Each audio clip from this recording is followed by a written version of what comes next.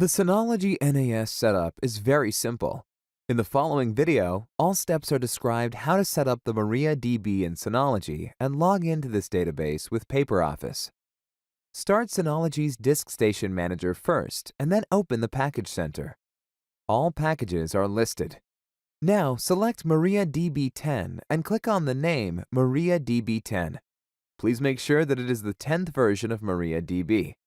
The loading bar shows you the progress of the download. After the download process has been completed, you will be asked to set the root password for the MariaDB in the new window. We recommend defining an identical password as that of your Synology login credentials to make it easier to remember. Then, click on Next. Now, the wizard prompts you to confirm the settings. Accept them by clicking Done. MariaDB is now installed. After the MariaDB has been installed, go into the package by clicking on Open and check the box next to Enable TCP and IP Connection and confirm the change by clicking on Apply. Now go back to your Package Center and click on the name of the utility phpMyAdmin. Install the program. The installation process does not take long. Then click on Open. In the phpMyAdmin login window, enter the username root and the password just entered. Confirm the entry with Go. Now you need a database user account, which is used by PaperOffice. Click on User Accounts and then on Add User Account. Enter any username in the username section. We recommend the name PaperOffice and also enter a strong password. Repeat the password you just entered. In any case, make a note of the password. In the Global Privileges area, select Check All and then confirm the entry by clicking Go. The message above tells you that the user has been added. This completes the setup for your MariaDB 10 on your Synology NAS.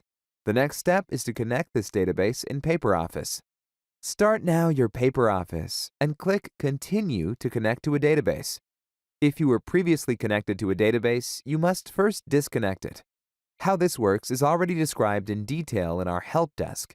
The direct path can be found in the description of the current workshop. Then select Start Database Manager.